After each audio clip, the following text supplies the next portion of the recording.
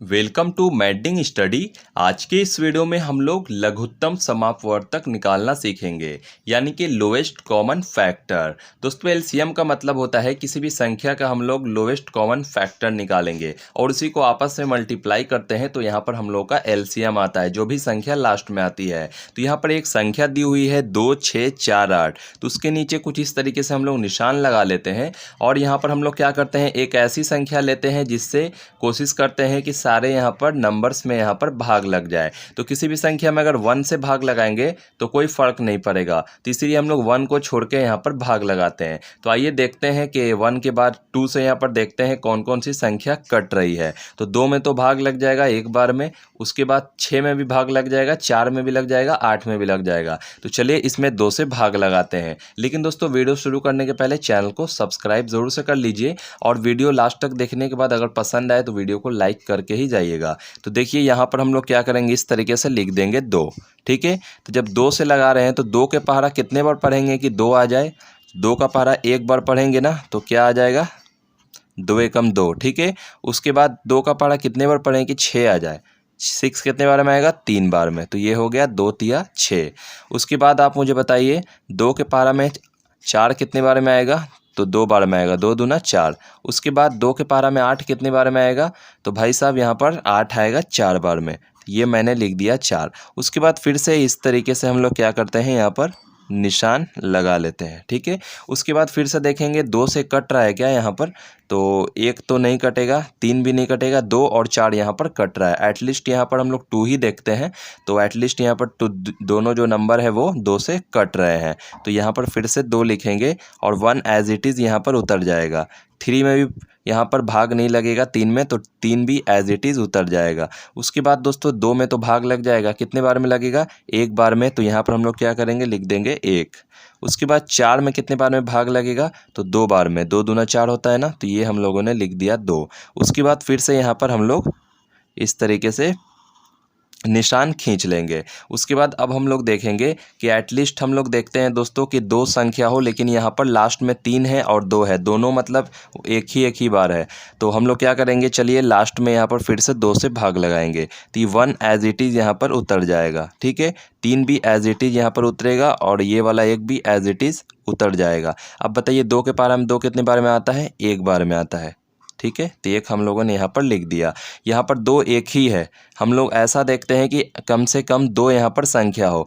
ठीक है, लेकिन इससे कुछ फ़र्क नहीं पड़ता, इसीलिए मैंने क्या किया, यहाँ पर 2 से भाग लगा के इसको 1 कर दिया। अब उसके बाद फिर से इस तरीके से दोस्तों निशान लगाएंगे। ठीक है, उसके बाद यहाँ पर देखेंगे सिर्फ 3 है, यानी कि सिर्फ 3 से ही यहाँ पर भाग लगेगा, तो 1 1 जो है सब एज इट इज़ यहाँ पर उतर जाएगा। 3 में 3 से भाग लगाएंगे, 3 में 3 से, तो क्या आ जाएगा, 1 आ जाएगा, 1 टाइम में जाएगा ना ये। ठीक है, 1 हो गया। उसके बाद दोस्तों ये भी यहाँ पर 1 एज इट इज़ उतर जाएगा।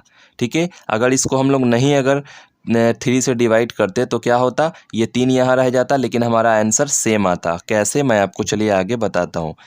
ठीक है, नियम के हिसाब से हम लोग को कम से कम 2 यहाँ पर संख्या रहनी चाहिए, तभी हम लोग भाग लगा सकते हैं, लेकिन ऐसा नहीं करने पर भी यहाँ पर किसी भी तरह की यहाँ पर प्रॉब्लम नहीं होती है। इतना हो गया ना। अब तो ये 1 है, तो 1 से अगर 1 को भाग लगाऊंगा तो ये 1 1 ऐसा ही उतरते रह जाएगा, इनफाइनाइट तक चला जाएगा। तो हम लोग दोस्तों यहाँ पर क्या करेंगे, अब जितनी सारे भी यहाँ पर जो भी नंबर्स आ गई हैं, जैसा कि यहाँ पर 2 है, 2 है, 2 है, 3 है, तो हम लोग यहाँ पर लिखेंगे इस तरीके से 2 गुना 2 गुना, उसके बाद है 2 और उसके बाद है 3 बराबर दोस्तों क्या हो जाएगा, चलो इसको हम लोग गुणा करते हैं। तो गुणा करने के लिए हमको यहाँ पर क्या करना होगा, कुछ नहीं करना होगा, पहाड़ा पढ़ना होगा। 2 दूना 4, 4 दूना 8, 8 तिया 24। ठीक है, ये हो गया हमारा 24। ठीक है, अब इधर से भी कर लें, 3 दूनी 6, 6 दूनी 12, 12 दूनी 24। देख सकते हैं हमारा आंसर यहाँ पर आ चुका है। ठीक है ना। अब चलिए दूसरे क्वेश्चन की तरफ मैं आपको लेके चलता हूँ।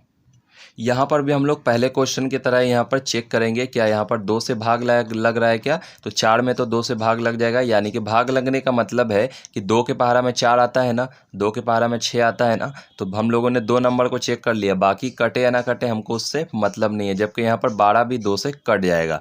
तो हम लोग क्या करेंगे, 2 नंबर को चेक किए, अब यहाँ पर हम लोग आराम से 2 लिख सकते हैं। अब बताइए 2 के पहाड़ा में 4 कितने आएगा, तो 2 एकम 2, 2 दूना 4, 2 बार में आएगा, कॉमा 2 के पारा में 6 कितने बार में आएगा, 3 बार में आएगा ना, 2 तिया 6।